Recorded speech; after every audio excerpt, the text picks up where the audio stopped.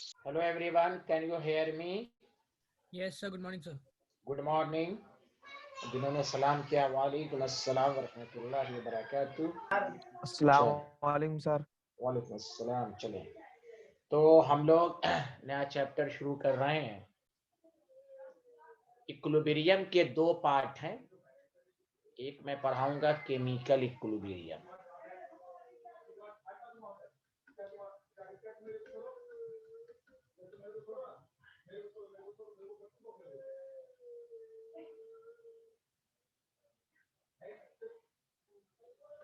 तो कोई physical chemistry में एक आध कंसेप्ट पीछे का, बाकी कोई कंसेप्ट नहीं है। मोल कंसेप्ट बस आना चाहिए आपको। इक्विलिब्रियम के दो पार्ट हम पढ़ाएंगे आपको, केमिकल और एक आयोनिक। न्यूमेरिकल पोर्शन पार्ट है, थ्योरी कम है। थ्योरी में इंपॉर्टेंट है ली चैटेरियर्स प्रिंसिपल, लेकिन मैं आपको बेसिक से ही पढ़ाऊंगा। मेरी अपनी आदत है, चाहे 11th को पढ़ाऊं, ड्रॉपर को पढ़ाऊं, मैं बेसिक से ही पढ़ाऊंगा। आपको आता है तो आपका रिवीजन होगा। Got it everyone? Yes. Yes, sir. और इसमें प्रैक्टिस काफी होगी, न्यूमेरिकल की प्रैक्टिस काफी मैं कराऊंगा। बस आप पढ़ते रहें, पढ़ने के लिए। अब इस बीच में आपकी ड्यूटी है कि आप एक हफ्ता में, ये मेरा आपकी ड्यूटी है कि आप पीरियोडिक टेबल और केमिकल बॉन्ड को कंप्लीटली तैयार करें। सुना सारे लोग? हेलो, सब लोग Yes, मिलके sir. बोले Yes, जी sir. Yes sir. या नो? हाँ Yes, जी sir. सर। हाँ हाँ। मैं टाइम और बढ़ा रहा हूँ ड्रॉपर बैच का। मैं पी ब्लॉक शुरू करवाऊंगा, तो वो सब चैप्टर तभी और अच्छे से आएगा जब आपका पीरियोडिक टेबल और केमिकल बॉन्ड दोनों। क्योंकि केमिकल बॉन्ड की कुछ बातें मैं जानबूझ के नहीं पढ़ाया कि वो पी ब्लॉक में हो जाएगा, जैसे ऑक्सी एसिड वगैरह सब, वरना ये चैप्टर और बड़ा हो जाता, आपको भी मजा नहीं आता। चैप्टर बड़ा पे बड़ा हो जा रहा है। चलिए, केमिकल इक्विलिब्रियम में सबसे पहली बात हम ये समझेंगे कि केमिकल इक्विलिब्रियम क्या है। तो सबसे पहले गौर से सुने, केमिकल इक्विलिब्रियम अचीव करने के 3 कंडीशंस हैं। पहली बात, रिवर्सिबल प्रोसेस होना चाहिए। रिवर्सिबल का मतलब रिएक्शन है, रिएक्टेंट में गया, रिएक्टेंट प्रोडक्ट में गया, प्रोडक्ट फिर रिएक्टेंट में आ गया, रिवर्सिबल होना चाहिए। वो मैं लिखवाऊंगा आपको। दूसरा, रिवर्सिबल क्लोज कंटेनर के अंदर हो, तभी इक्विलिब्रियम अचीव हो सकता है। दो पैर है, पहला रिवर्सिबल हो, दूसरा क्लोज कंटेनर। इसलिए जितना इस दफा न्यूमेरिकल इस चैप्टर में आएगा, सब में क्लोज कंटेनर लिखा रहता है। मिसाल के तौर पर अभी लिखेगा नहीं, कैल्शियम कार्बोनेट जो सॉलिड होता है वो CaO सॉलिड और कार्बन, अगर ये अगर ओपन कंटेनर में कराएंगे तो देखिए गैस एस्केप आउट हो जाएगा, लेकिन यही क्लोज कंटेनर में कराएंगे तो ये रिवर्सिबल हो जाएगा। ओपन में ये इरिवर्सिबल होगा। Did you understand everyone? Yes, sir. कोई बोल ही नहीं रहे हैं भाई। Yes, sir. तो अभी तक हमने क्या पढ़ा? इक्विलिब्रियम के लिए दो कंडीशन, क्या क्या? रिवर्सिबल है, दूसरा क्या बोला? Close container. यस, हाँ, वेरी गुड। बहुत आसान चैप्टर है ये, यहाँ ध्यान दीजिए। Close container. अब देखिए, तो क्लोज कंटेनर में जैसे रिएक्शन हुआ, ए बी में जा रहा है, बी ए में जा रहा है, एक पॉइंट ऐसा आएगा जहां पर दोनों की रेट बराबर, यानी रेट ऑफ फॉरवर्ड ए से बी में जाना और बी से, दोनों की रेट बराबर हो जाए। यही 3 कंडीशन हैं। बाकी और कैरेक्टरिस्टिक्स में आता है, कंडीशन ये है रिवर्सिबल, क्लोज्ड और रेट ऑफ फॉरवर्ड। रेट का मतलब होता है change in concentration per unit time. Rate का मतलब ये होता है change in concentration per unit time.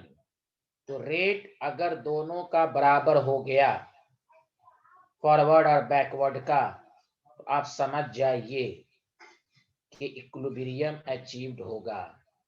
क्या अचीव्ड होगा? इक्विलिब्रियम। सबको समझ में आया कि नहीं Yes, आया? Yes, sir. तो रेट बराबर होने के लिए जरूरी है कि वो रिवर्सेबल हो और क्लोज कंटेनर में हो। तो चलिए मैं छोटी सी डिफिनेशन लिखा देता हूं, फिर मैं आगे बढ़ूंगा।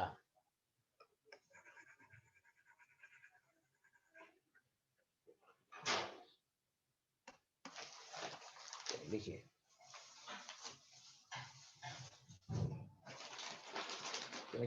It is the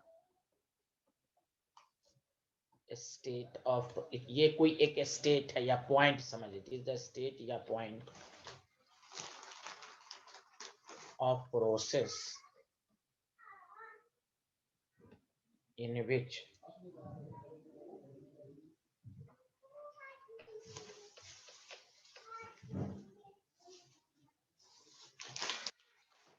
rate of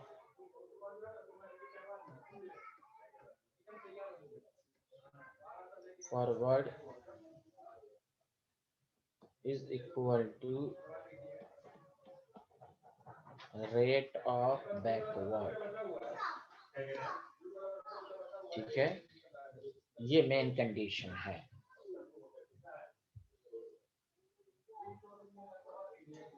process का मतलब वही रिएक्शन समझिए, rate of forward rate of backward बराबर होना चाहिए।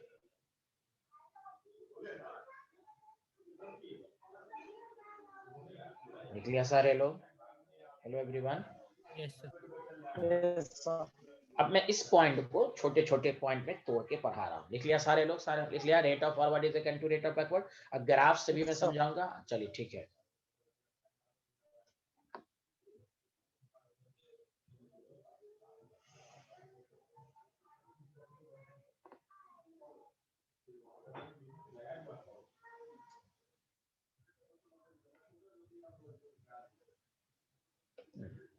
नीचे लिखिए या इसको ऐसे लिख लीजिए, कैरेक्टरिस्टिक्स ऑफ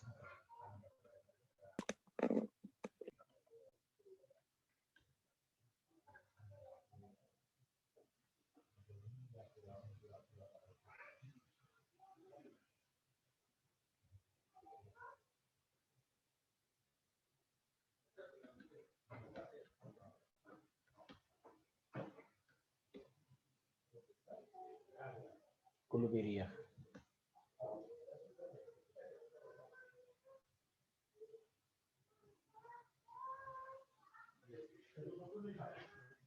सबसे पहला attend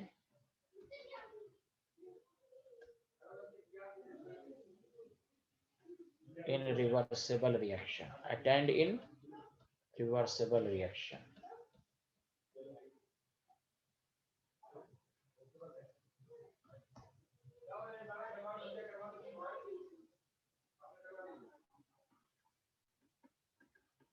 reaction is carried out in closed container। Basic clear होगा, आपको बहुत मजा आएगा आगे के कंसेप्ट को समझने के लिए।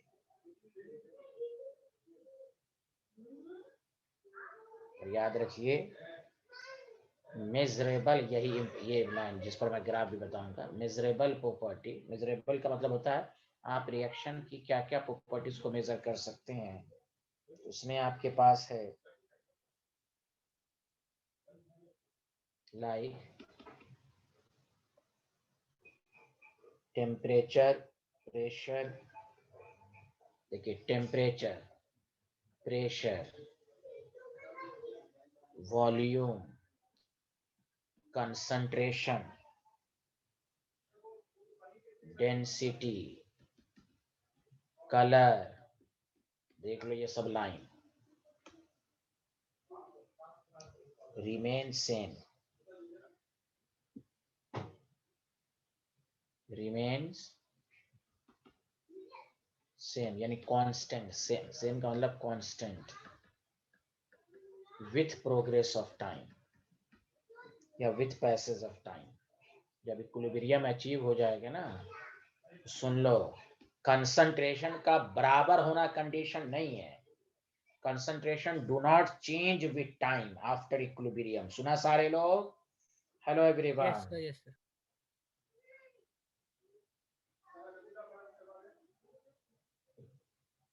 कोई बोल ही नहीं रहा यार, Yes, sir. गलत बात है। एनी प्रॉब्लम है Yes, student? sir. No, sir.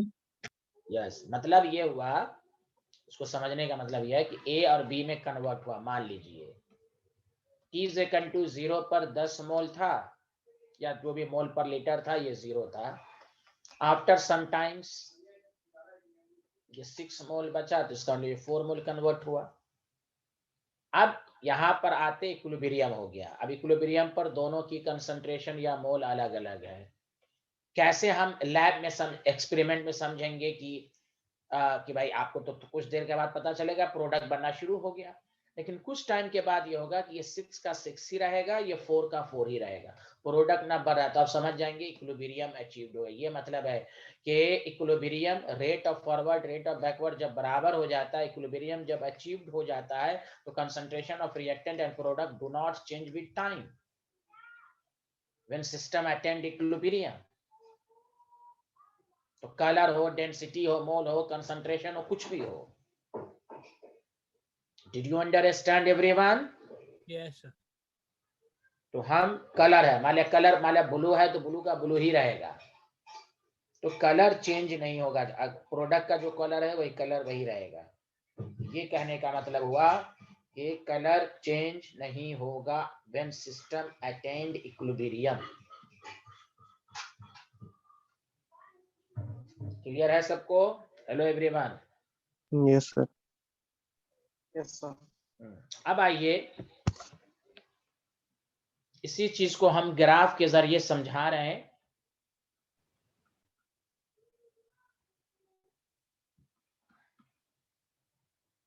Graph of rate of reaction versus time।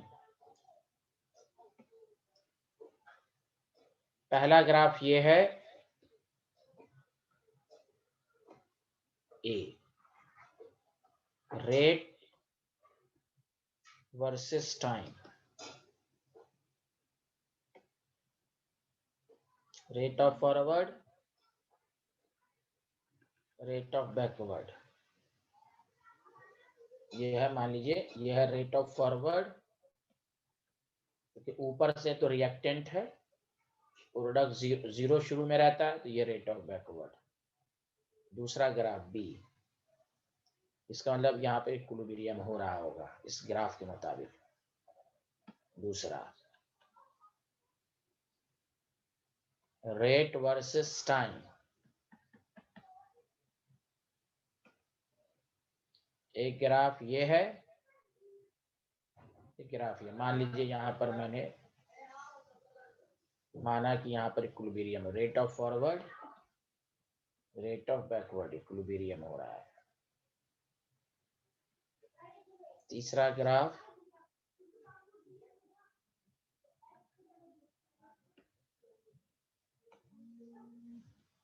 Rate versus time,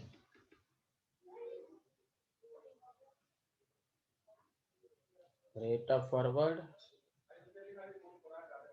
मान लीजिए यहाँ पर आपको देखा गया, यह है रेट ऑफ बैकवर्ड, यह है रेट ऑफ फॉरवर्ड। तीनों ग्राफ में बताओ ए बी सी, तीनों में से कौन इक्विलिब्रियम पे है? तीनों तीनों इक्विलिब्रियम पर है। वेरी गुड, बिकॉज और कोई लोग बताएं? Sir, A. A is the correct answer।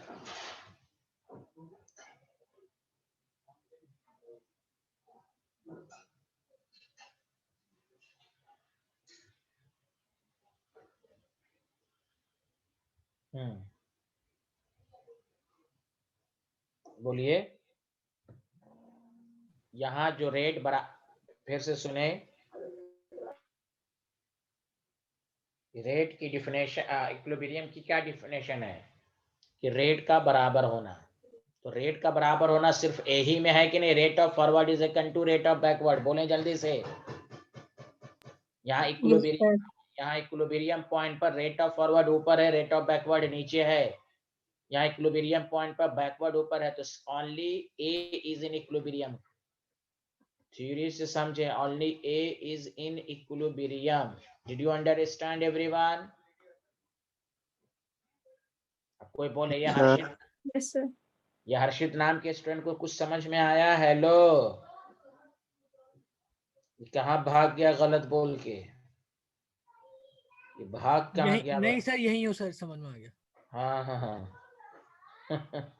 बहुत अच्छे आदमी हैं आप।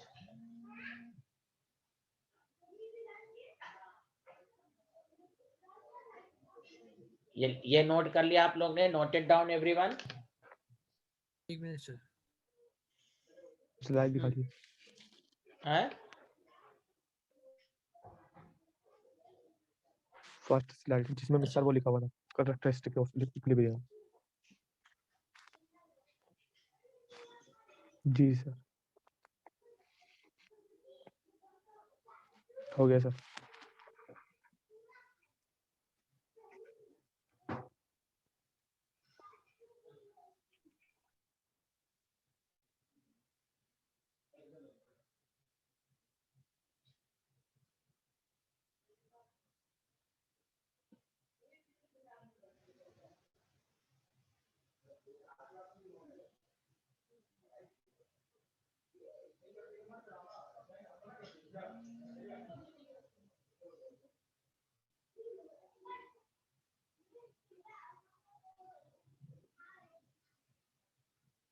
हाँ लिख लिया तो बताइएगा।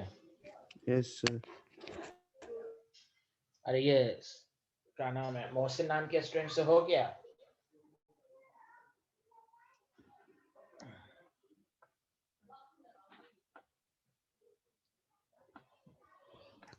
जी सर।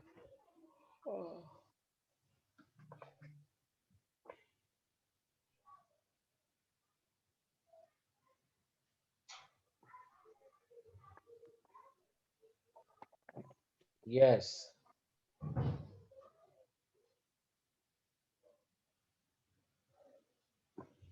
अब आइए दूसरा ग्राफ है।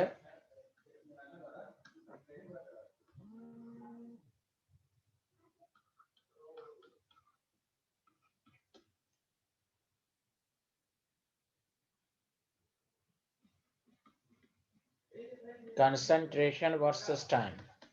क्योंकि इक्विलिब्रियम में कंसंट्रेशन का क्या रोल है? तो कहिए when system attain equilibrium then concentration of reactant and product do not change with time. अब इसमें भी 3 ग्राफ है, आप ग्राफ बनाना शुरू करें।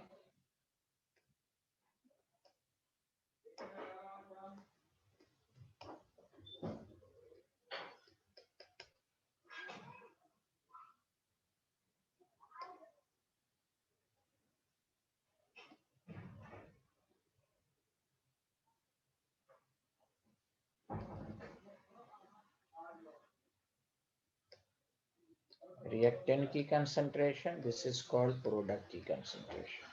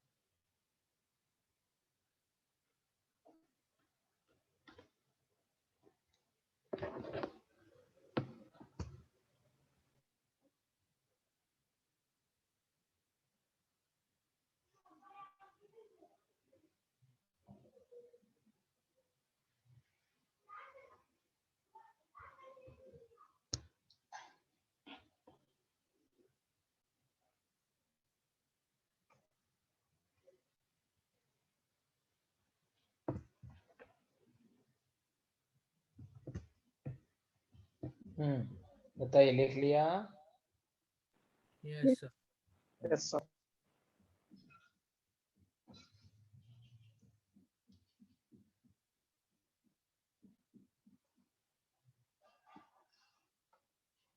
यहाँ पर बताइए कौन इक्विलिब्रियम पे है?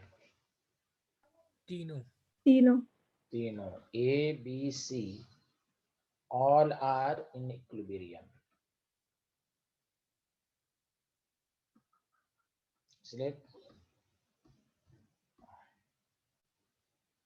यहाँ देखें क्यों, देखिए पहले बताइए, पहला में आप कुछ मत देखिए, इक्विलिब्रियम वाले के बाद वाली लाइन को देखिए, दोनों की कंसंट्रेशन कांस्टेंट हो रही है, जल्दी बताइए।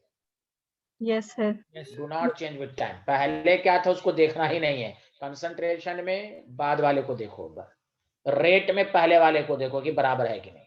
यहाँ देखो कंसंट्रेशन रिएक्टेंट का जहां पर है वहीं पर मेंटेन है। देखो मान लो यहाँ 5 है तो 5 ही मेंटेन है, प्रोडक्ट का कम है तो कम ही वही है। देखो यहाँ पर ना इसकी कंसंट्रेशन चेंज हो रही ना इसकी, तो ये भी इक्विलिब्रियम।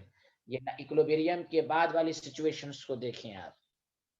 उसी तरह यहाँ इक्विलिब्रियम की बाद वाली से नहीं बढ़ रहा है ना घट रहा है। सबको समझ में आया? तो कंसंट्रेशन का जब ग्राफ बना, लेकिन तीनों का सिग्निफिकेंस अलग अलग है। तीनों का सिग्निफिकेंस आपको बताया जाएगा, इक्विलिब्रियम कांस्टेंट अभी नहीं। सबसे अच्छा जो इसमें ग्राफ जो हमारे डेली लाइफ के लिए जरूरी है, क्योंकि सबसे अच्छा ग्राफ कौन है, वो सी है। ये सब की मीनिंग आपको बताई जाएगी है। तो ये ग्राफ सबको समझ में आया? हाँ या ना, जल्दी बता दें। All are in equilibrium. Hello everyone. Yes sir. Yes sir. Yes, sir. जी सर। अब आइए कंक्लूजन।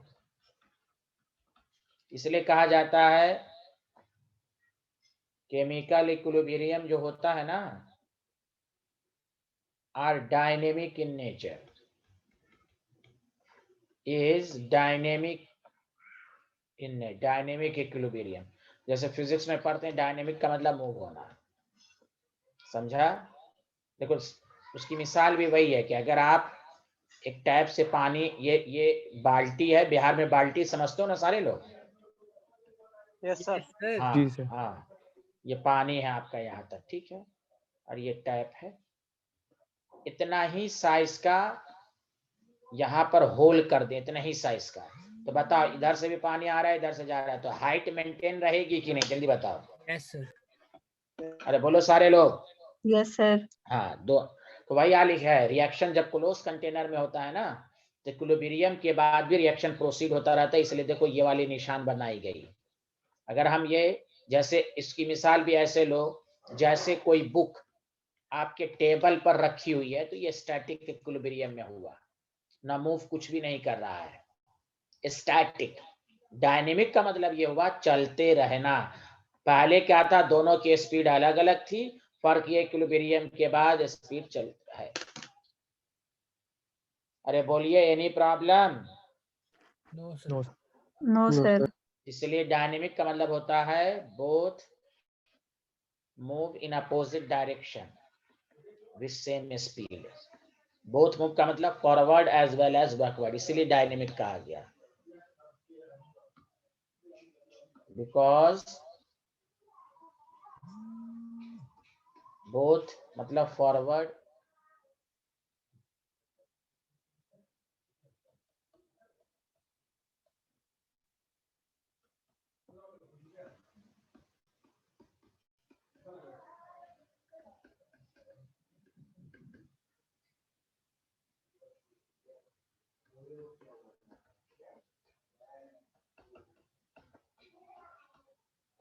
सेम स्पीड, रिएक्शन लगातार होता रहेगा।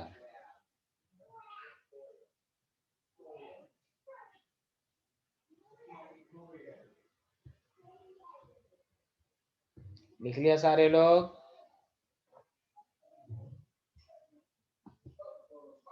Yes sir.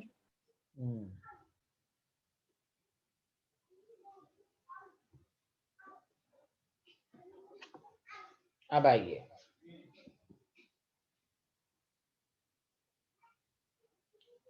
टॉपिक डालिए laws of mass action.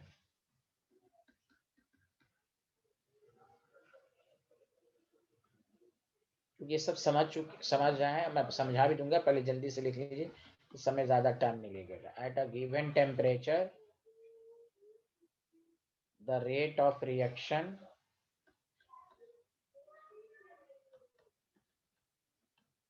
is directly proportional to the molar concentration, एक minute, to the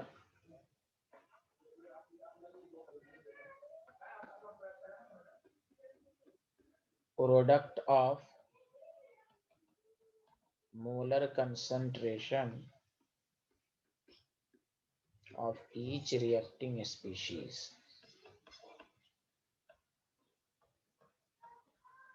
ऐसे भी समझो, जितना rate of the reaction fast होने के लिए जरूरी है कि रिएक्टेंट की कंसंट्रेशन जितना बढ़ाएंगे रिएक्शन की रेट फास्ट होगी। तो रेट ऑफ द रिएक्शन किस पर डिपेंड करेगा?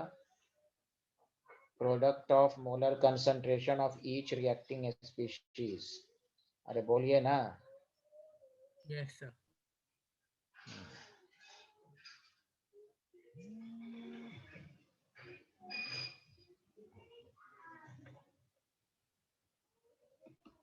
उसमें with raise to some power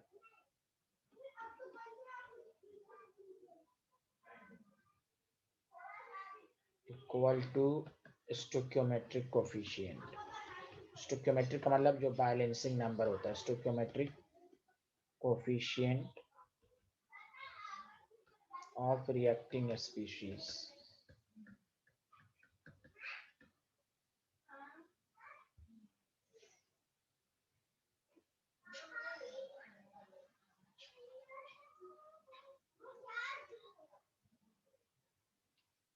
लिख लिया सारे लोग?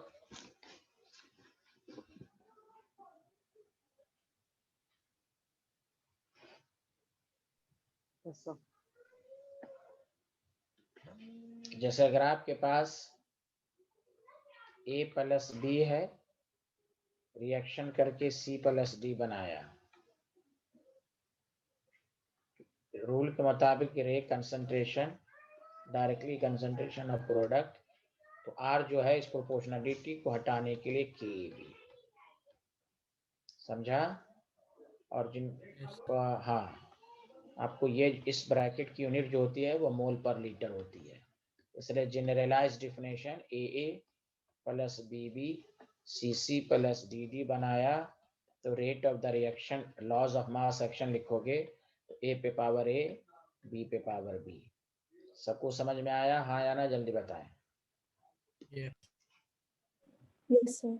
This is letter. ये K क्या है? रेट कांस्टेंट है, इक्विलिब्रियम कांस्टेंट नहीं कहते हैं इसको, रेट कांस्टेंट।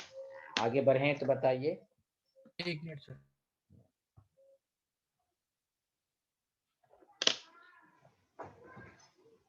ये वाला पार्ट जल्दी खत्म होगा, थ्योरी का में न्यूमेरिकल ज्यादा इसमें।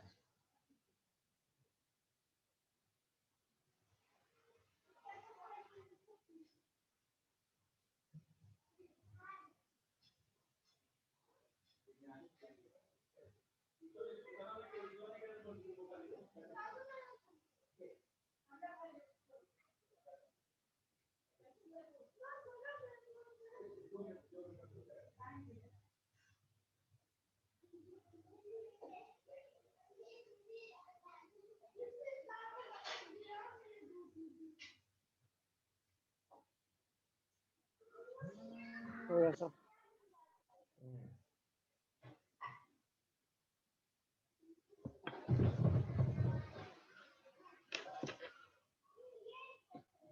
अब देखिए टॉपिक डालिए एक्सप्रेशन ऑफ इक्विलिब्रियम कांस्टेंट।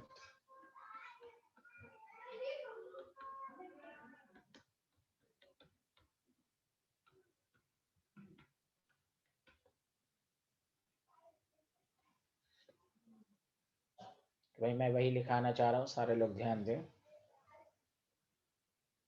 कि आपके पास A प्लस बी है, अब ये इक्विलिब्रियम हुआ C प्लस डी है। तो बताओ इसमें रेट ऑफ फॉरवर्ड कैसे लिखोगे? के रेट ऑफ फॉरवर्ड के लिए A और B रिएक्टेंट होगा कि नहीं, जल्दी बोलो हाँ या ना। Yes. और रेट ऑफ बैकवर्ड के लिए के बी। मैं चाहता तो डायरेक्ट लिखता, लेकिन इसमें एक कंसेप्ट आएगा जो मुझे बताना जरूरी है, इसलिए मैं सिखा रहा हूँ। जब बैकवर्ड जाएगा तो सी और डी रिएक्टेंट होगा कि नहीं, जल्दी बताओ हाँ या ना। Yes, sir. Yes, sir. Yes. और आप सबको मालूम है at equilibrium rate of forward is equal to rate of backward. तो K F A into B K B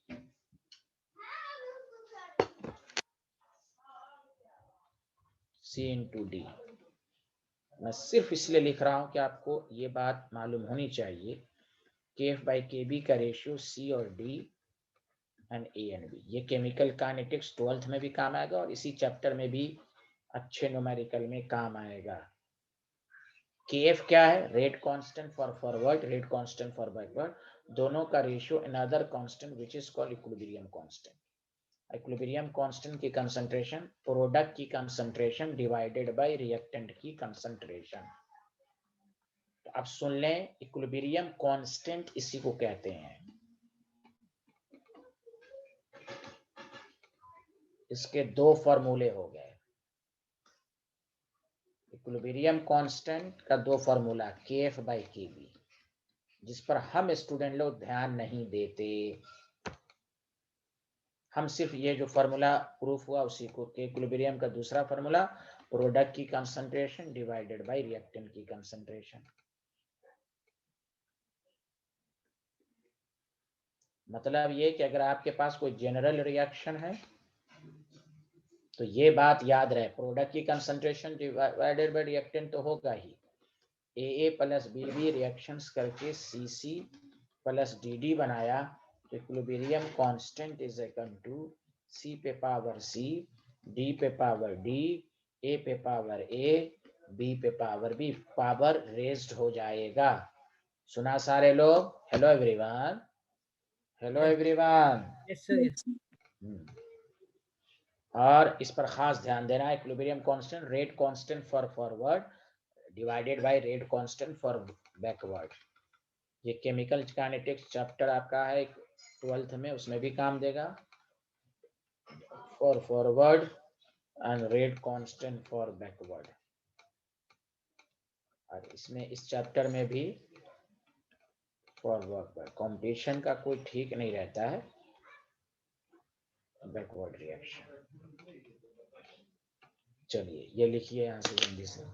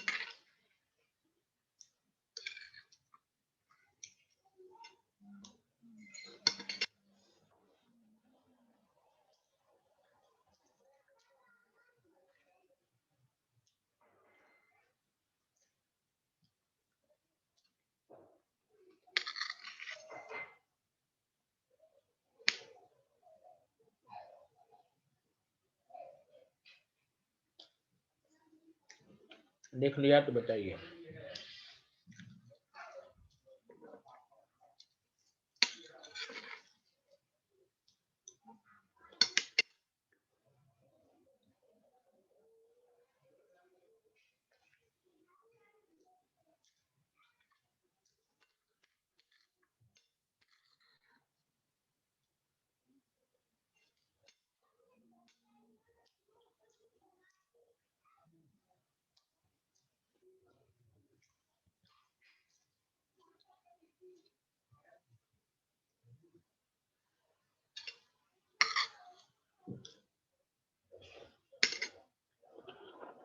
लिख लिया? Yes, sir. Yes, sir.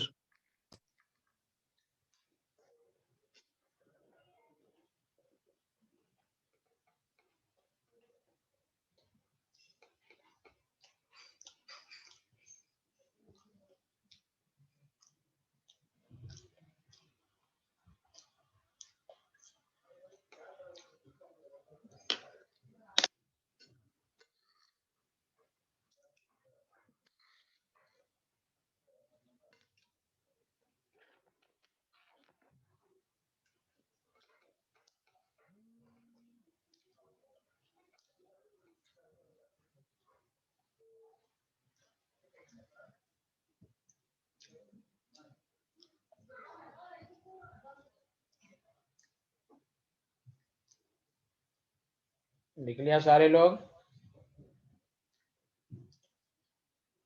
Yes, sir.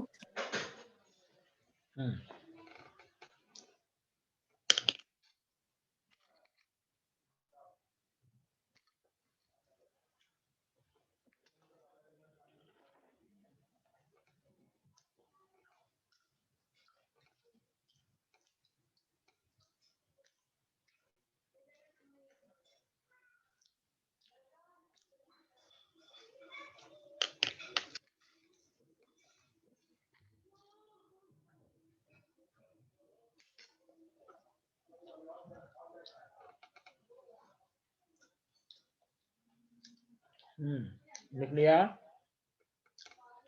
जी सर. एक बस नोट लिखें, उसके बाद फिर असल इसकी कैरेक्टरिस्टिक्स पढ़ना है।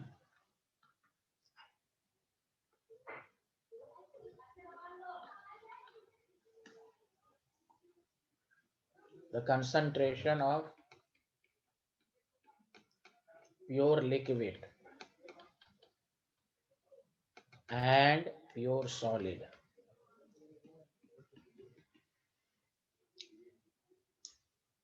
are ignored in the expression of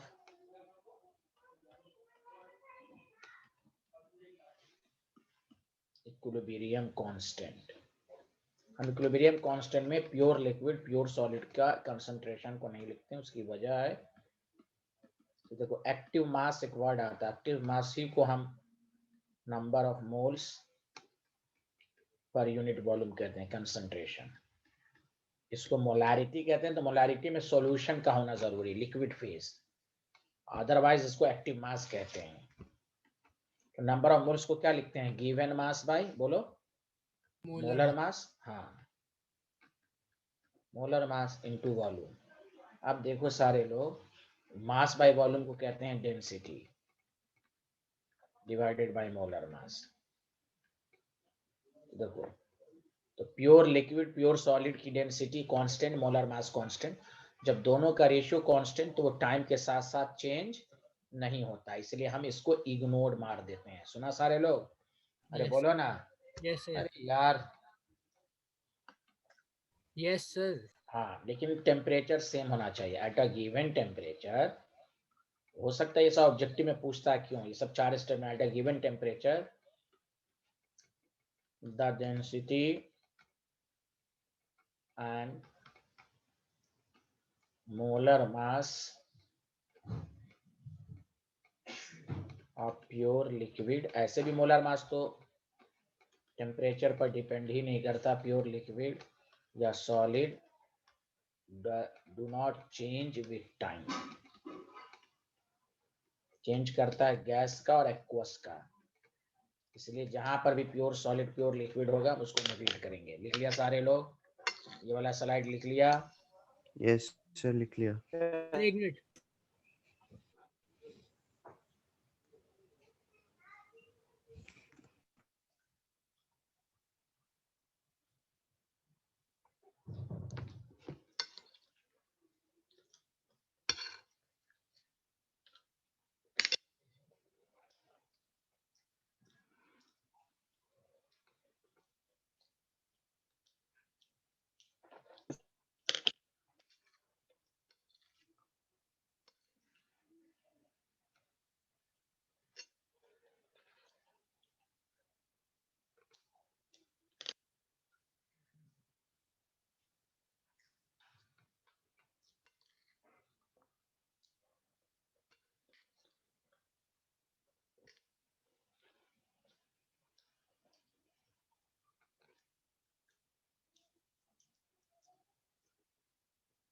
लिख लिया सारे लोग? Yes, sir.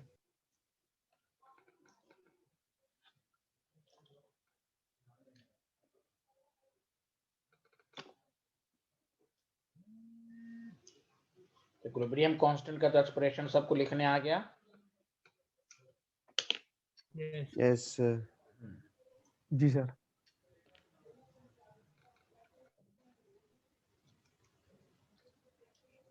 सर मोहन ने लिखा था.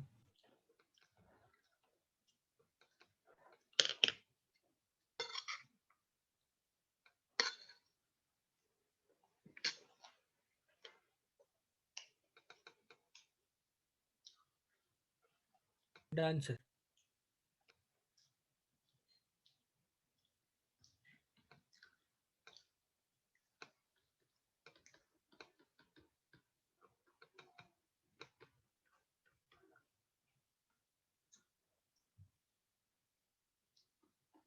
केसी और केपी. केसी में हम कंसंट्रेशन को मोल पर लीटर में कन्वर्ट करते एम में लिखते हैं. अब केसी और केपी मतलब यही हुआ. केसी इज इक्वल टू कंसंट्रेशन. सी का मतलब कंसंट्रेशन है. सी पे पावर सी, डी पे पावर डी, एंड ए पे पावर ए, एंड बी पे पावर बी. केपी में क्या होता है? Concentration is expressed in terms of partial pressure. इसमें गैस होना ही चाहिए. गैस नहीं है तो नहीं हो पाएगा. तो मान लीजिए यही आपके पास रिएक्शन है, तो Kp is equal to partial pressure of C पे power C, partial pressure D पे power D, partial pressure A पे power A, partial pressure B पे पावर B. तो ना इसके लिए गैस का होना जरूरी है. एक भी रिएक्टेंट या प्रोडक्ट गैस होगा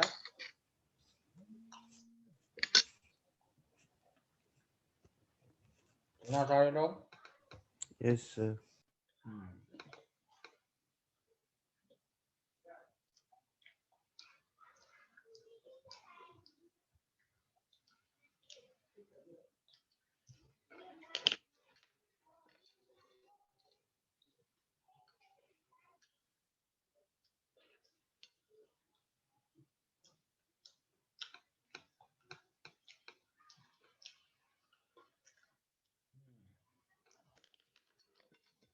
लिख लिया सारे लोग? Yes, sir. अब आइए. Yes.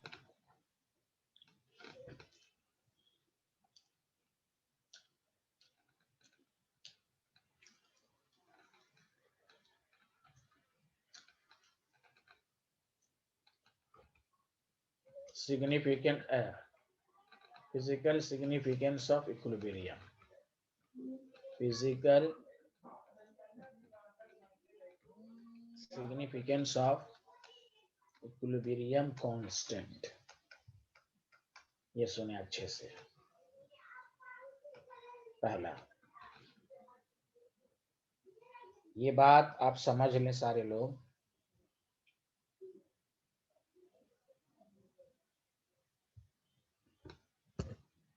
इक्विलिब्रियम कांस्टेंट जो सिग्निफिकेंस होता है ना, वो क्या बताता है?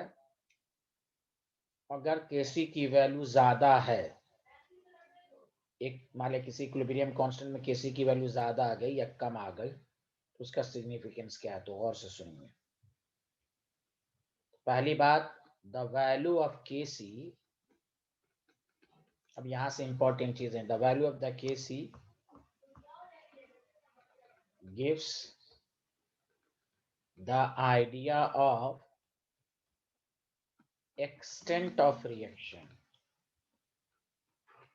Extent of reaction. जितना एक्सटेंट होगा उतना, यानी केसी की वैल्यू जितनी ज्यादा होगी, it means greater the value of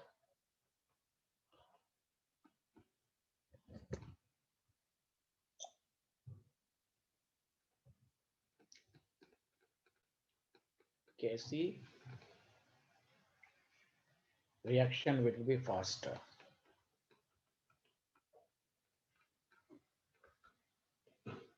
more product will be formed, तब जाके इसको और में more product will be formed.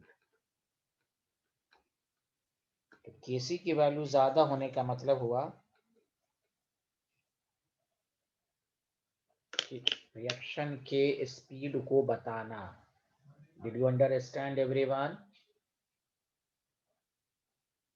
Yes, sir. Yes, sir. Mohsin, can you hear me? जी सर, जी सर। और नबीला, आप कोचिंग का रिस्पांस करें, वहां से मैसेज आया रिमूव करने के लिए। आज आप बात कर लेंगे दोनों मैनेजमेंट से, सुना? हेलो, जी सर। मोहसिन और नबीला दोनों मैनेजमेंट से कांटेक्ट कर लेंगे। जी। अगर आज हाँ मुझे मैसेज आया रिमूव करने के लिए, मैं रिमूव तो ना करूंगा आज, तो आप कर प्लीज कांटेक्ट कर लें मैनेजमेंट से। जी सर। हाँ, मैं सर very good। दिल्ली हूँ, मैं घर बता दिया मैंने वैसे। हाँ घर, हाँ ठीक है, फिर भी आप मैनेजमेंट से बात कर लीजिएगा, सूफिया मैम से। ओके सर एक Yes। सेकंड आता जी सर, वो मैसेज उन्होंने देखा नहीं है रिप्लाई में। हाँ कॉल कर लीजिएगा। कॉल, ठीक है। हाँ क्लास के बाद। जी सर। क्या सारे लोगों ने ये लिख लिया? जल्दी बताइए। Yes sir. हम इस पॉइंट को 2 पार्ट 3 पार्ट में ब्रेक करके समझा रहे हैं। अगर आपसे ये बात तो क्लियर होगी केसी की वैल्यू ज्यादा, प्रोडक्ट ज्यादा, लेकिन इसी को मैं दूसरे फॉर्म में आपको समझा रहा हूं। हाई वैल्यू ऑफ केसी का मतलब ये हुआ, केसी सजेस्ट क्या कहता है, reaction attain equilibrium, reaction attain equilibrium at later stage, बहुत बाद में आया। एक होता है ना, रिएक्शन स्टार्ट किया, कुछ देर के बाद ही इक्विलिब्रियम आ गया, तो फिर प्रोडक्ट उतना ज्यादा नहीं बनेगा। अरे यार बताओ ना। यस सर, समझ में आया। Yes, sir. इसको अच्छे से समझिए। यानी रिएक्शन एंड की तरफ, जैसे जैसे रिएक्शन, यानी जब किसी की वैल्यू ज्यादा होगी तो समझ लो कि रिएक्शन एंड की तरफ जाए, जबकि ये रिवर्सिबल कभी एंड नहीं हो सकता, लेकिन भाई ऑलमोस्ट कंप्लीटेड हो रहा है, फॉरवर्ड डायरेक्शन जा रहा है, लेटर स्टेज फॉरवर्ड की तरफ जा रहा है। भाई मैंने कहा ना, प्रोडक्ट फॉरवर्ड जाएगा तो प्रोडक्ट एंड की तरफ जा रहा है। अरे बोलिए ना, ऐसे समझिए तो और समझ में आया होगा। Yes sir. हाँ, लो वैल्यू ऑफ केसी का मतलब ये हुआ कि इक्विलिब्रियम जल्दी हो गया। अरे बोलिए ना, low value of K C suggest reaction attain equilibrium, reaction attain equilibrium at earlier stage। Hello, English समझ में आ रही है? Earlier stage. Yes. अरे Yes, sir. यस। तो वैल्यू ऑफ केसी एक्सटेंड को बताता है। जितना केसी ज्यादा होगा उतना अच्छी बातें हैं।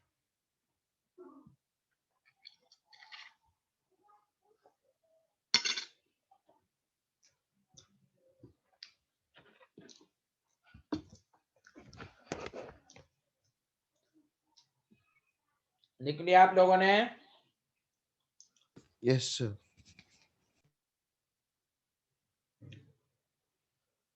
अब सुनिए, इसलिए इसी बेसिस पर कंक्लूजन क्वेश्चन सब देगा। मैं आपको क्वेश्चन कराऊंगा ना, इस पर बहुत जबरदस्त क्वेश्चन आते हैं। इससे ये साबित हुआ, जानते हैं क्या साबित हुआ? स्टेबिलिटी ऑफ प्रोडक्ट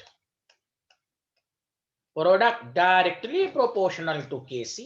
केसी की वैल्यू ज्यादा, मोर प्रोडक्ट मतलब प्रोडक्ट की ज्यादा। अब खुद सोचो, केसी की वैल्यू ज्यादा, प्रोडक्ट ज्यादा बनेगा, इसका मतलब रिएक्टेंट की स्टेबिलिटी कम होगी कि नहीं? तभी तो रिएक्शन फॉरवर्ड में जाएगा। अरे बोलो, Yes, sir. अरे यार कोई नहीं बोल रहा है, बोले मेघना नाम की स्टूडेंट सबा, Fauzia, Yes, sir. Yes, sir. Yes, sir. हाँ समीरा आई है, समीरा।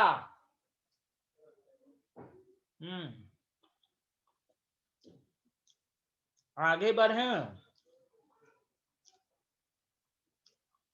एक मिनट सर। Yes, sir.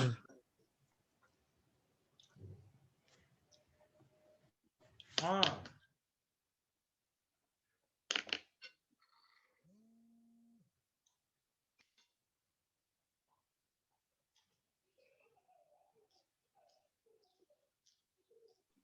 हो गया सर। हो गया।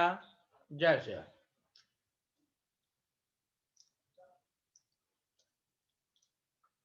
क्वेश्चन दे देगा, which is a stable oxide. A option XO2, Kc दिया हुआ है 20। बी ऑप्शन YO2, Kc दिया हुआ है 10⁻3। सी ऑप्शन ZO2, Kc दिया हुआ है 10⁻⁻2।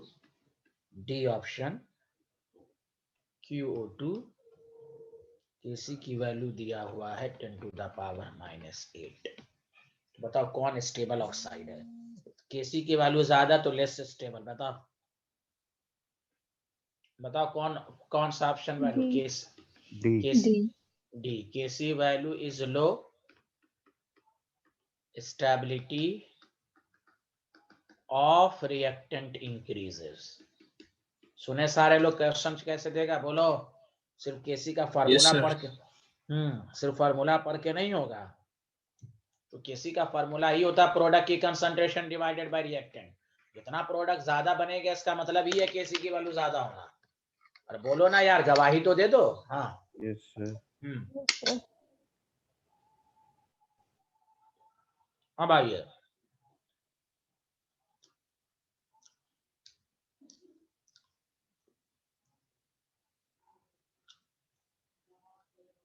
सबको समझ में आ गया क्या मैं आगे बढ़ूं। Hello everyone, hello everyone. Yes, sir. अब आओ,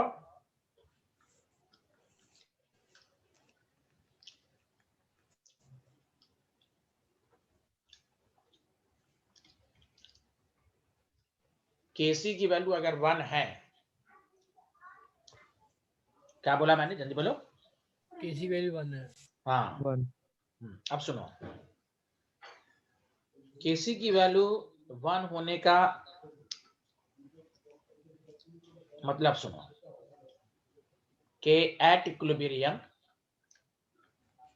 कंसंट्रेशन ऑफ प्रोडक्ट और रिएक्टेंट बराबर है। हाँ या ना, जल्दी बताओ। Yes, sir. अरे कुछ तो बोलो यार, कुछ तो Yes, बोल दो। sir. Yes, sir. Yes, sir. मतलब ये सुनो अच्छे से, द रिएक्शन, एक एक देखो, थ्योरी भी मजबूत हो कि थ्योरेटिकल क्वेश्चन बने तो आपको उस पर भी आना है। द रिएक्शन इन विच, क्या मतलब हुआ इसका, इन विच आपसे पूछ देगा कंसंट्रेशन ऑफ द, आर लिखूं तो रिएक्टेंट समझिएगा, and products are comparable, are comparable when system is in equilibrium, when system is in equilibrium। और दैट द रीजन इसका ग्राफ जानते हैं यही होगा। इसका ग्राफ मैंने कहा था ना, कंसंट्रेशन का 3 ग्राफ, तीनों की सिग्निफिकेंस अलग अलग। ग्राफ दे देगा, सिग्निफिकेंट पूछ देगा, जमीन तारे पर है, तारे जमीन पर हैं। यही सिग्निफिकेंट है कि इक्विलिब्रियम पर दोनों की कंसंट्रेशन कंपेरेबल है। कुछ लोग बोल दो इस ग्राफ का सिग्निफिकेंस सबको समझ में आया, कहेगा इक्विलिब्रियम पर किसकी कंसंट्रेशन ज्यादा या कम। अब ये दोनों का कंपेरेबल है, बोलो ग्राफ का मतलब समझ में आया। Hello everyone. Yes, sir. Yes, sir. Yes, Yes, sir. sir. हाँ लिखो, Kc वैल्यू 1 तक ग्राफ पूछ देगा कौन सा ग्राफ है।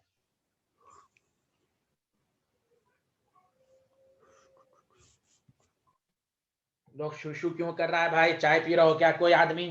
आराम से पियो, आवाज आ रही है यहाँ तक। हमको लगता है मोहसिन पी रहा चाय।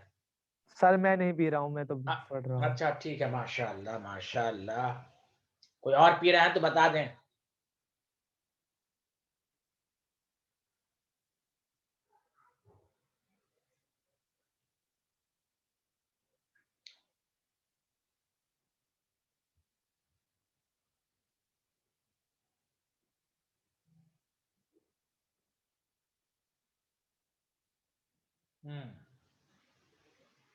ऐसे ये जनरल है कि जब भी मैनेजमेंट किसी से कांटेक्ट करे तो आप उसका रिस्पांस करें। नहीं फोन है, जब भी वो आपका रिस्पांस नहीं दे, आप कॉल किया मैसेज क्या नहीं दिया, तो आप उसका स्क्रीनशॉट मुझे दे दें, मैं मैनेजमेंट की, तो फिर मैं उनको डाउट करवाऊंगा। सुना एवरी स्टूडेंट? अरे बोले। Yes sir. हाँ, मैनेजमेंट का जब भी कोई रिस्पांस आए आप उनकी इज्जत करें, उनका रिस्पांस दें। जब वो आपकी बातों का रिस्पांस ना दें तब मुझे आप स्क्रीनशॉट भेज दें, और कॉल जो किया है वो भी स्क्रीनशॉट भेज, सर मैंने कॉल किया था नहीं, तो फिर मैं उनकी क्लास लूंगा। लेकिन आप अगर नहीं उठाएंगे तो मेरे पास ऑप्शन है, मैं रिमूव कर दूंगा अगर उन्होंने सारी बातें सच्ची हो गई तो। लिख लिया ये स्लाइड? ये जी स्लाइड लिख लिया? सर ये पॉइंट दोबारा समझा दीजिए सर। हाँ इसमें, हाँ क्या समझना रे गुंडा, किसी की वैल्यू 1 होने का क्या मतलब हुआ रे बिहारी कहीं का? प्रोडक्ट और रिएक्टेंट की कंसंट्रेशन कैंसिल कंपरेबल रही होगी तभी तो 1 आई होगी, बोलो ना। Yes sir. जब सिस्टम इक्विलिब्रियम अचीव किया तो देखो ये ग्राफ से भी समझा दिया, फिर भी प्रोडक्ट और रिएक्टेंट की कंसंट्रेशन कंपरेबल है, कैंसिल होके 1 आएगा। तो केसी का 1, ये जो ग्राफ है, इस ग्राफ का मतलब है केसी इज इक्वल टू 1। उसका दूसरा मतलब ये है कि रिएक्टेंट जब रिएक्शन इक्विलिब्रियम पे आया होगा तो दोनों का कंसंट्रेशन कंपरेबल हुआ होगा। इससे ये मतलब नहीं होना चाहिए कि इक्विलिब्रियम की कंडीशन है कंपरेबल होना, नो, इक्विलिब्रियम की कंडीशन है रेट का बराबर होना। हाँ इस वाले में कंसंट्रेशन बराबर भी है, और देखिए इक्विलिब्रियम के बाद कांस्टेंट भी है, इसकी जितनी है उतनी ही मेंटेन है, इसकी जितनी उतनी मेंटेन है। हाँ अब बोलो, डाउट बोलो, क्या था तुम्हारा डाउट? सर यानी कि आपने आपने जो दो और कंसंट्रेशन वाला ग्राफ लिखा था उस पे ये वैलिड नहीं होगा? वो नहीं होगा, और वहां भी हाँ वो दूसरा होगा। बिहारी का इस ग्राफ के लिए ये इंपॉर्टेंट है, ये वाला पॉइंट पूछ, ये पूछ, आदर धोखा मत पूछ तू। ये समझ में आया तेरे को? हाँ यस सर, ये वाला समझ में आया। हाँ ये समझ में आ गया ना बस, कि जब सिस्टम इक्विलिब्रियम अटेन किया होगा तो यहाँ रिएक्टेंट और प्रोडक्ट की कंसंट्रेशन कंपरेबल है। समझा कि नहीं? अरे बोलो यस। अदर टू हम बता रहे हैं, इमली बोला आम। अब सुनो, इफ, अब देख तू, ये देख तू जो चाह रहा है ना, ये देख वही दे रहा हूं मैं। केसी ग्रेटर देन 1 का मतलब क्या हुआ? रिएक्शन फॉरवर्ड में गया होगा कि बैकवर्ड में गया होगा? जल्दी बोल, बोलना बोलना। इसका मतलब क्या हुआ? एट इक्विलिब्रियम, बताओ ना, प्रोडक्ट की कंसंट्रेशन ज्यादा है कि नहीं रिएक्टेंट से? बोलना यार। Yes sir. तो व्हाट डज, मैंने कहा था ना, इसका मतलब पूछ देगा, ग्राफ पूछ देगा, ये नहीं कि ऊपर ऊपर पढ़ ले प्रोडक्ट बाय रिएक्टेंट की कंसंट्रेशन, अब थ्योरी में पूछ दिया इसका मतलब बताओ, तो तारेक गिनना क्या था, प्रकाश पढ़ ले, सारी चीजें आनी चाहिए, एक एक चीज पर पीएचडी होनी चाहिए आपकी। अरे बोलिए, गवाही दीजिए, सही कह रहा हूं ना? Yes yes sir. हाँ, तो केसी जितना ज्यादा होगा, केसी जितना ज्यादा होगा, तो गौर से सुनिए, इसका मतलब ये हुआ कि द रिएक्शन प्रोसीड, लिखना शुरू करें, the reaction proceeds nearly to completion. भाई मैंने कहा था लेटर स्टेज, एंड की तरफ जा रहा है, प्रोडक्ट बढ़ रहा है तो एंड की तरफ जा रहा है, proceed nearly to completion. English का वर्ड समझ में आ रहा है बिहार वालों को? Nearly to completion. हाँ, एंड ओनली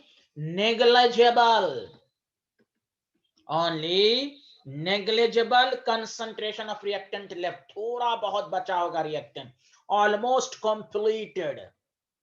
अरे यार कुछ तो बोल दो, आ रहा है सबको समझ में? Yes sir. हाँ मतलब एकदम अच्छे से आना चाहिए यार, लेफ्ट। ये मतलब हुआ इसका ग्राफ वही सी वाला ग्राफ था, और हमने कहा था ना, यही सबसे अच्छा ग्राफ है कि अगर आप इक्विलिब्रियम भी है और आप चाहते हैं इक्विलिब्रियम पर हमें प्रोडक्ट ज्यादा मिले, तो देखो ये वाला ऊपर देखो, प्रोडक्ट ऊपर चला गया कि नहीं, बोलना यार, बोलना। Yes, sir. ये प्रोडक्ट यही आपका है इक्विलिब्रियम आते आते, तो इसलिए पूछेगा इस ग्राफ का मतलब केसी ग्रेटर देन 1। बोल दो, गवाही दो, सबको समझ में आ रहा है कि नहीं? Hello everyone. Yes, sir. Yes, sir. Yes, sir. जितना ज्यादा उतना प्रोडक्ट, जितना केसी ज्यादा reaction attains at early later stage, जितना लेटर स्टेज में जाने का मतलब हुआ कि केसी की वैल्यू ज्यादा है। जब इक्विलिब्रियम अचीव्ड हुआ होगा उससे पहले मोर प्रोडक्ट बन गया होगा।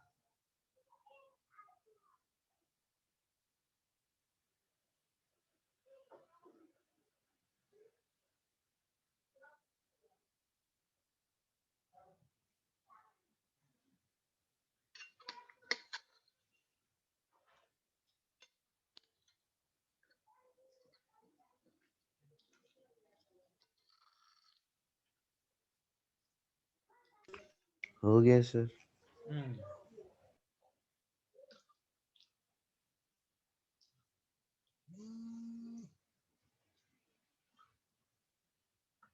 तीसरा नंबर है केसी लेस देन 1, मतलब ये कि एट इक्विलिब्रियम स्टेज रिएक्टेंट ज्यादा है।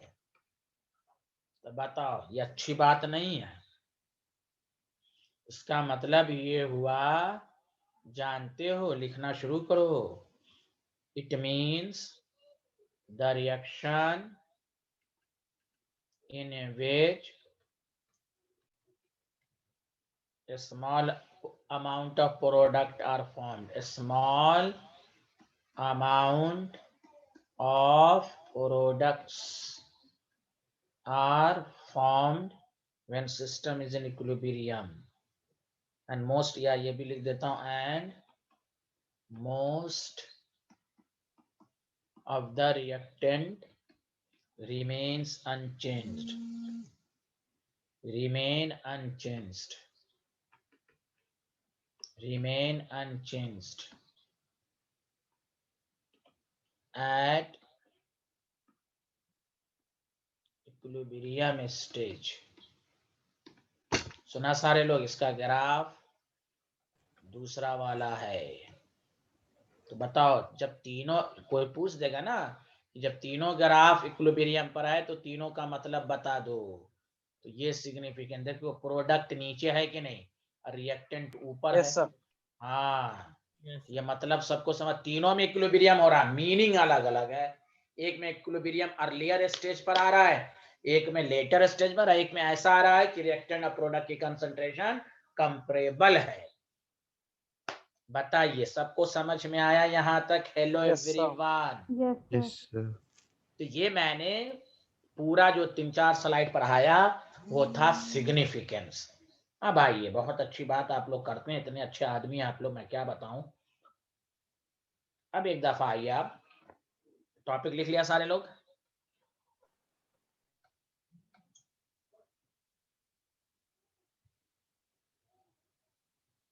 लिख लिया सर।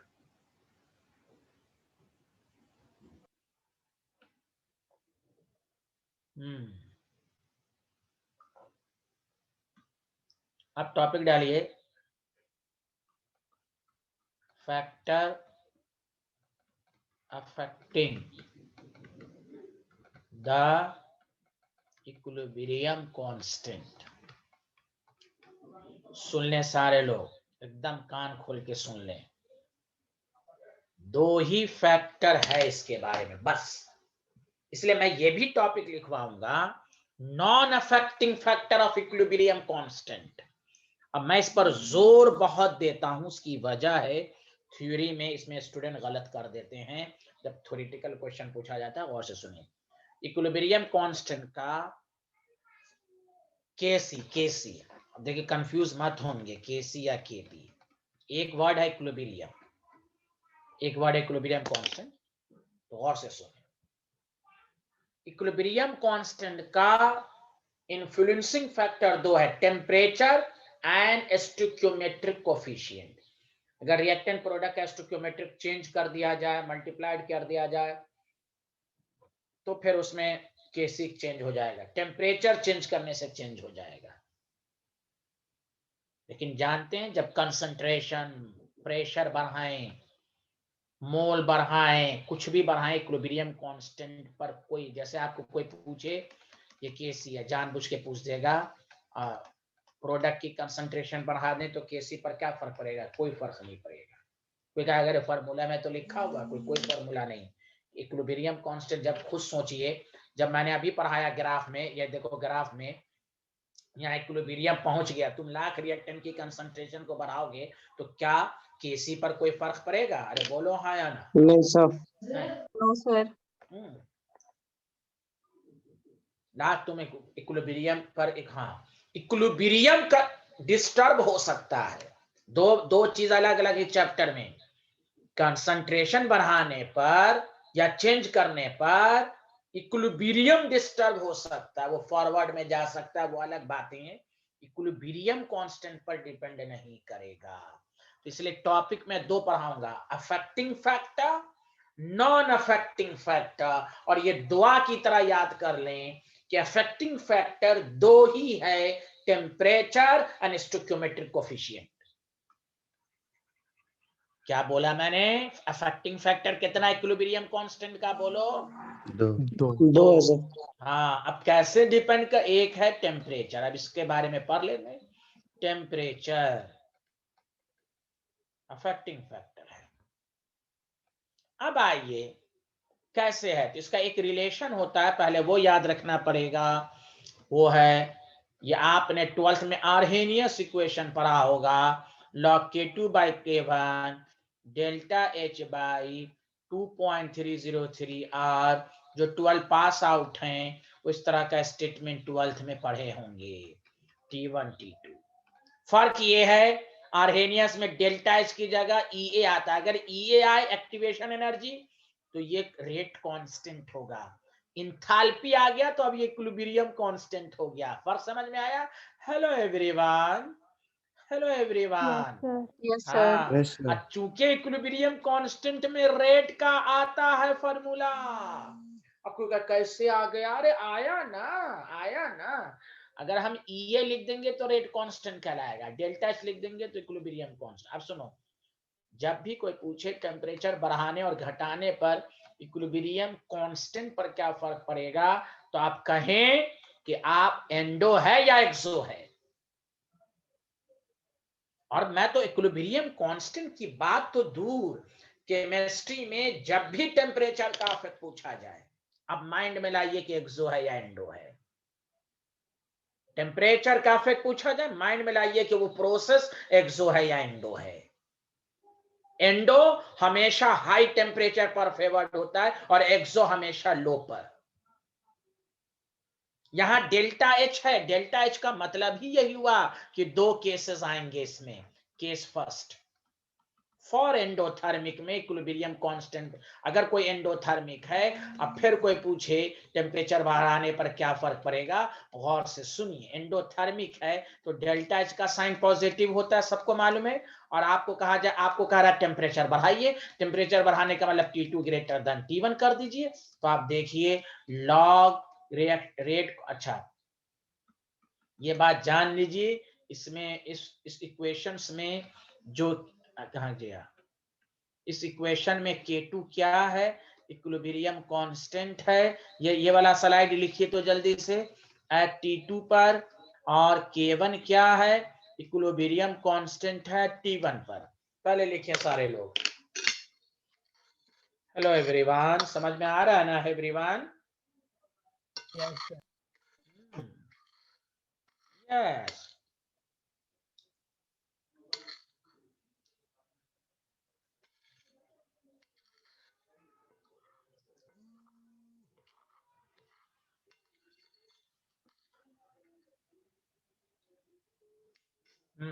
लिख लिया? हेलो एवरीवन, ये लिख लिया? Yes, sir. लिख लिया.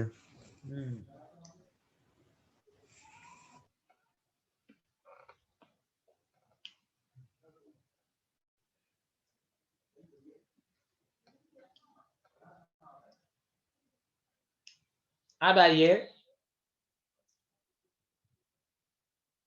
तो log K2 बाई K1 का रेशियो जो हो जाएगा वो पॉजिटिव। क्यों? देखिए ये T2 greater than positive, delta is positive positive positive positive. अरे बोलो, अरे यार कुछ तो बोल दो।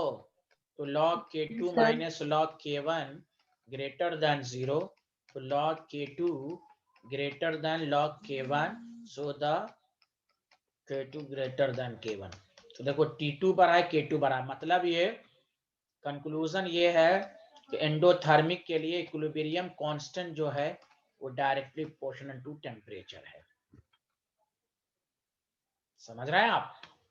डायरेक्टली प्रोपोर्शनल क्या? टेम्परेचर बढ़ाएंगे, अगर एंडो है तो वो हीट को अब्सॉर्ब करेगा, फॉरवर्ड में जाएगा। फॉरवर्ड में जाने का मतलब ही हुआ मोर प्रोडक्ट बनेगा, मोर प्रोडक्ट बनेगा तो केसी भी ज्यादा होगी। Did you understand? अगर एंडोथर्मिक है तो रिएक्टेंट हीट को लेगा, हीट को लेगा तो मोर प्रोडक्ट देगा, मोर प्रोडक्ट देगा तो केसी बढ़ेगा। अरे यार कोई बोल ही नहीं रहा है, बताइए Yes, आया समझ sir. में? Yes, Yes, sir. हाँ जल्दी लिखिए।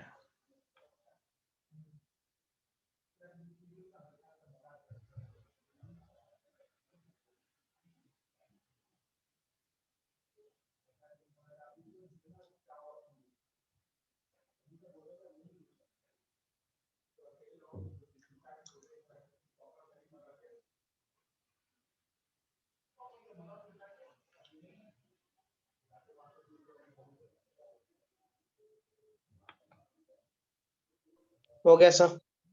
Hello, yes, thank you.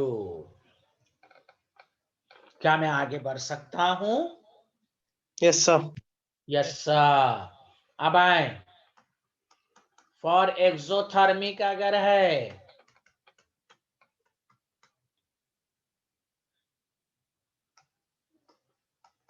Delta H negative, temperature बढ़ा रहे हैं T2 ग्रेटर देन T1, तो बताओ log K2 बाई K1 का रेशियो नेगेटिव में आएगा, मतलब K2 कम हो जाएगा।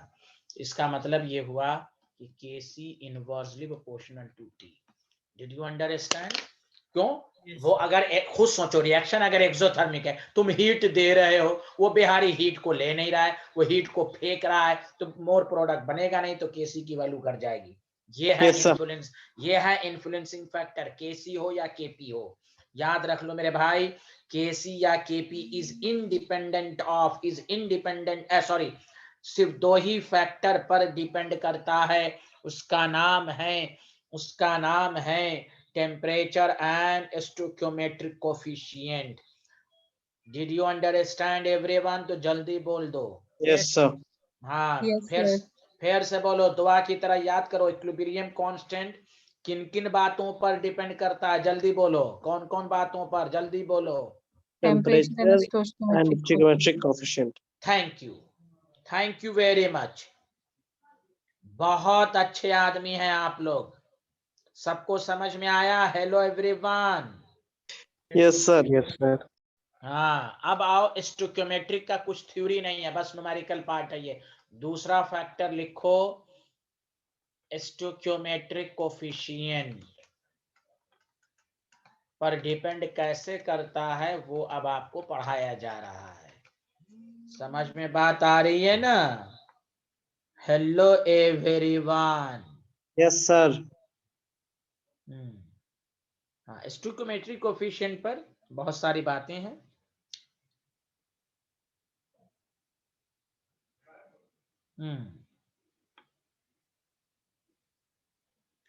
पहला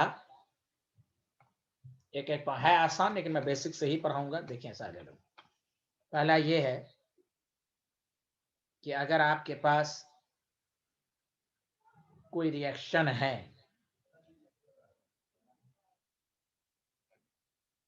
A प्लस बी, पहला C प्लस डी है, इक्विलिब्रियम K1 है।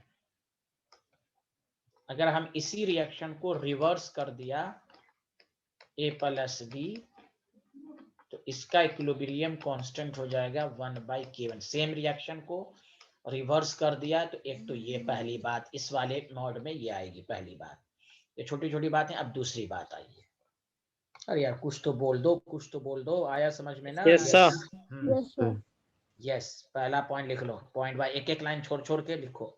ये लिख लो पहला डॉट। अब आओ आगे बढ़ते हैं।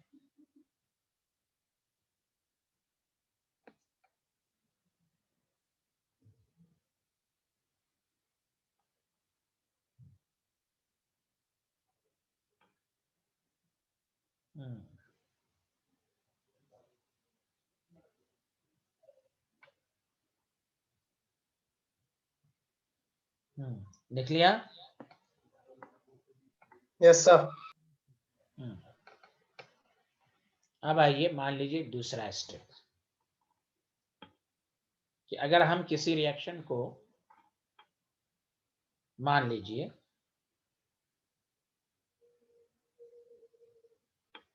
ए है, ये इक्विलिब्रियम कांस्टेंट है, इक्विलिब्रियम कांस्टेंट Kc है इसका, Na कर दिया, n टाइम्स से मल्टीप्लाइड कर दिया,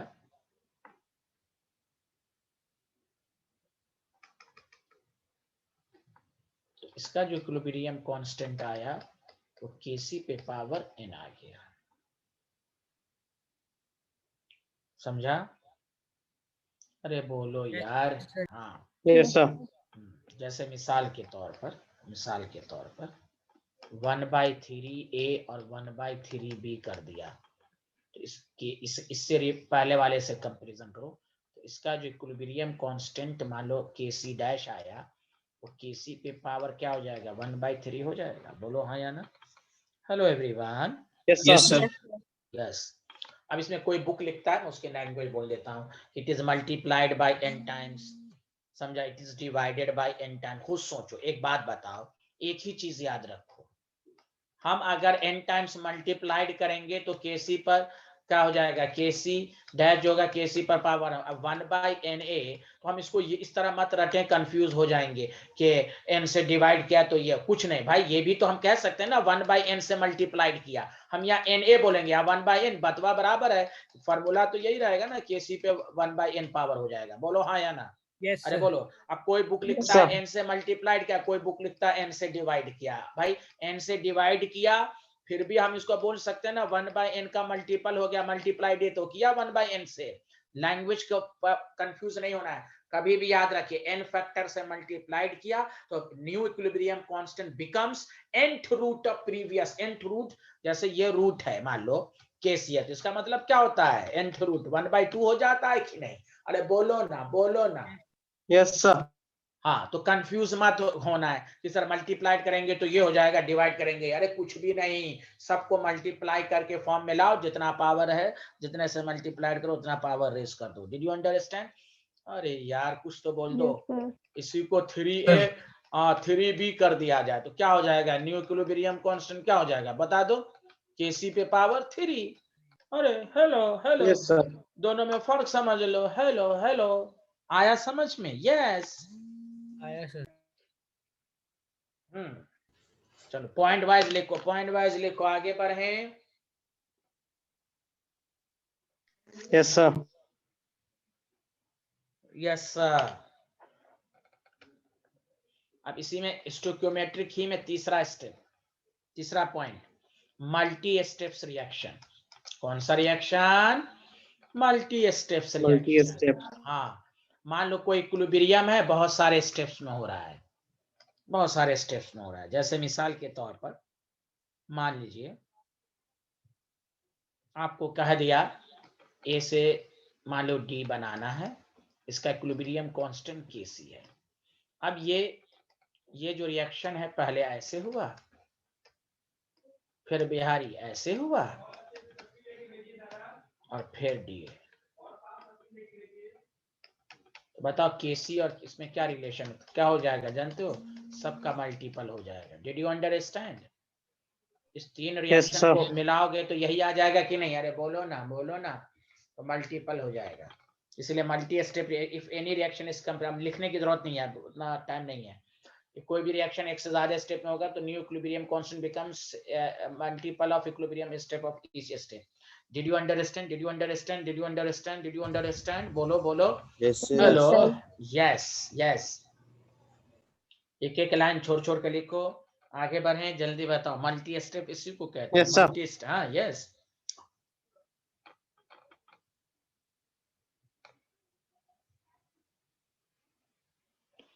जैसे लिख लिया, hello everyone. Yes, sir.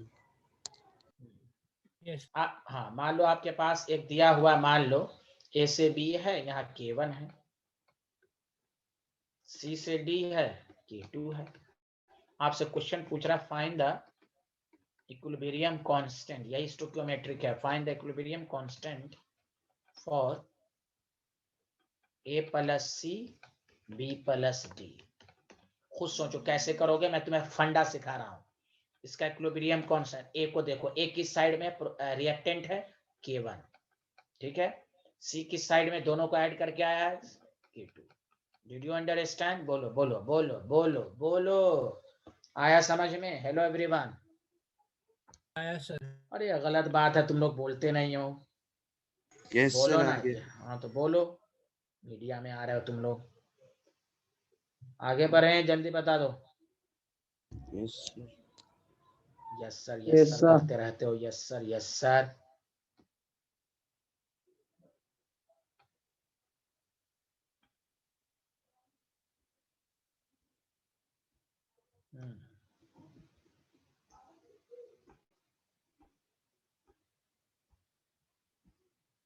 Done sir. Done.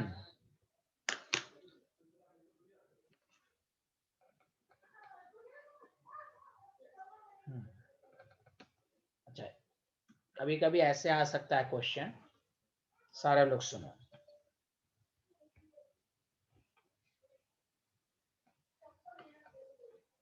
ये सब स्टोइकियोमेट्रिक को रिप्रेजेंट करता है। ए से बी है, K1 है,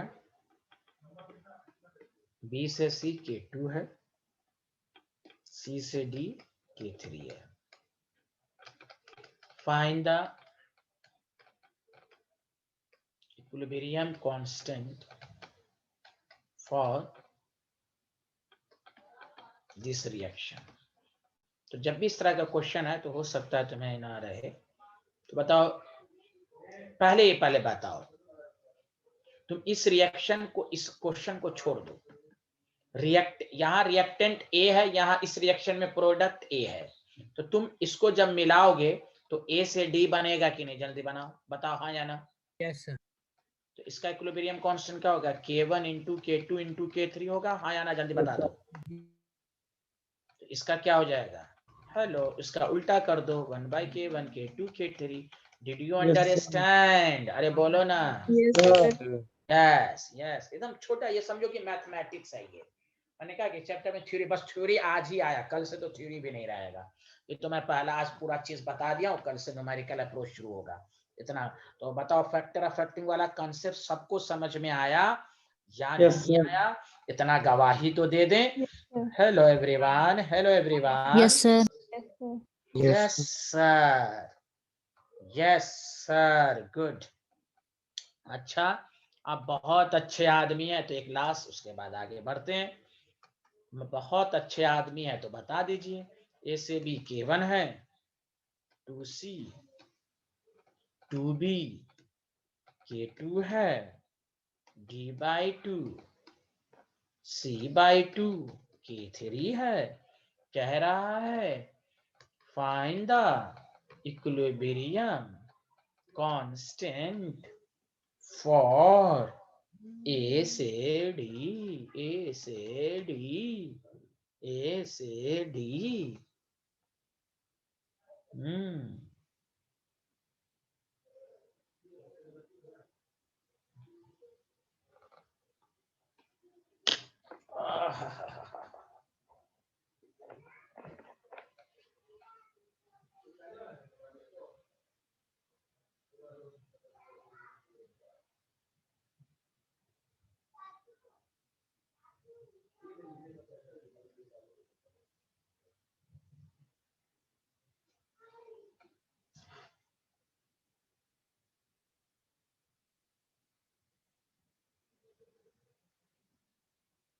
बन जाएगा।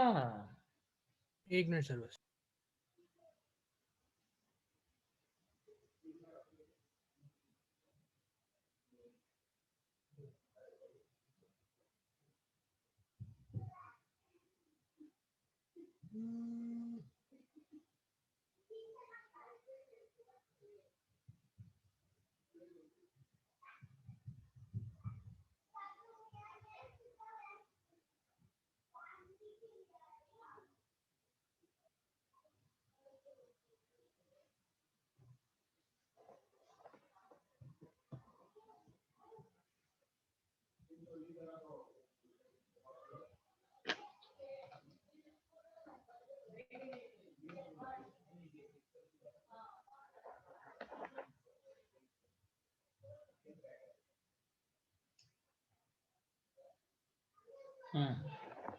अच्छा, ए से डी तभी आ सकता है ना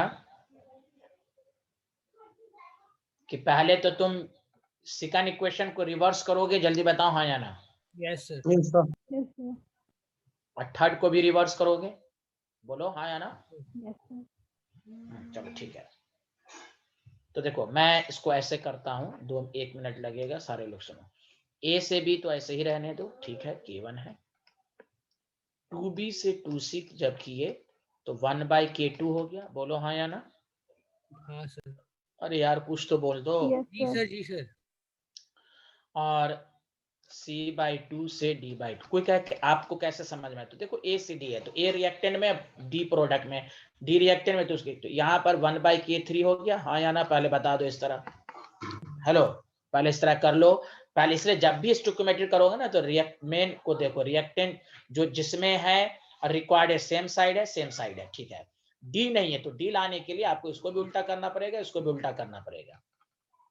अरे यार कुछ तो Yes, बोल sir. दो। हाँ Yes, sir. तो बस अब देखो इसका केसी क्या आएगा, गौर से। ए है तो K1 ही रहने दो, ठीक है, इनटू। अब बता दो, यहां हमें 2B है, यहाँ B है, तो 2B को B में कन्वर्ट करने के लिए क्या करना पड़ेगा, 2 से मल्टीप्लाइड है ना, कि 2 से, तो हमें B1 है तो इसका मतलब हाफ से मल्टीप्लाइड करना पड़ेगा। हाफ से मल्टीप्लाइड करने का मतलब हुआ K2 पे पावर हाफ, बोलो हाँ या ना, इनटू, और यहाँ हाफ से यहाँ भी मल्टीप्लाइड है तो K3 पे पावर हाफ। K3 पे पावर कितना हो जाएगा, जल्दी बताओ। 2 हो जाएगा। 2 हो जाएगा, क्योंकि 1/2 से मल्टीप्लाइड है ना, तो 2 हो जाएगा। Did you understand? अरे हाँ। बोलो यार, नहीं समझ में आया? आया सर। देख लो आप अच्छे से,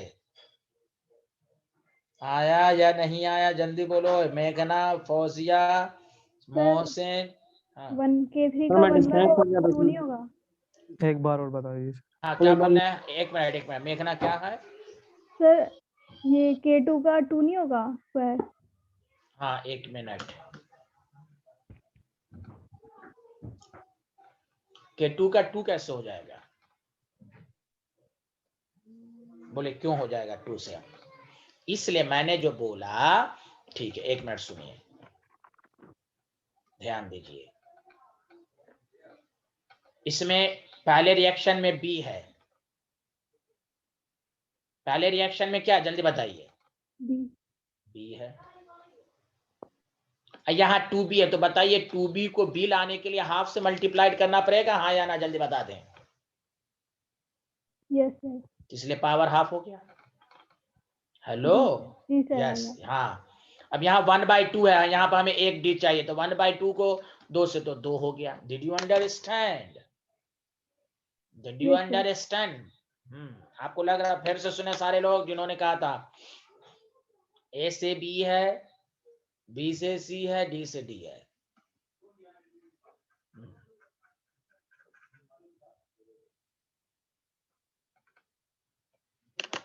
यहाँ सारे लोग देख लें कि जैसे ही हम K1 लिखेंगे तो K1 लिखने में B आएगा, बोलो जिन्होंने दोबारा पूछा था, K1 जब लिखेंगे तो B है, और K2 में जी सर। 2B है। 2B नहीं, हमें B लाने के लिए 2B को हाफ से मल्टीप्लाइड करना पड़ेगा, जैसे हाफ से मल्टीप्लाइड करेंगे तो पावर रेज हो जाएगा, 1/2 हो जाएगा। अरे बोलिए ना, जितना से मल्टीप्लाइड करेंगे उतना से रेज हो जाएगा। जी ये समझ लीजिए आप। उसी तरह डी है, डी में 1 हमको लाना है, तो D1 तभी होगा ना कि D/2 को 2 से मल्टीप्लाई, तो 2 से मल्टीप्लाई तो ऊपर पावर हो गया जितना। ये मैंने कहने का मतलब है। ओके, पहले तो आप रिएक्टेंट को रिएक्टेंट के साथ लिया, ये जो है ए है तो ए तो सही था, डी को लाना था, तो डी को लाने के लिए इसको भी रिवर्स, इसको भी रिवर्स करना पड़ेगा। Did you understand? Yes, yes sir. Yes, sir. ये मतलब हुआ। अरे बोलिए ना, कुछ तो बोल दीजिए। Yes sir. जी sir. Yes sir. Okay, bye bye, thank you. कल मुलाकात होगी। कल सर कल ये होगा, डिस्कशन होगा, केमिकल बॉन्ड पढ़ के आएंगे। ओके सर कल वाला लेक्चर अभी तक नहीं हुआ, किस टाइम हो जाए? क्या बोल रहा है ये?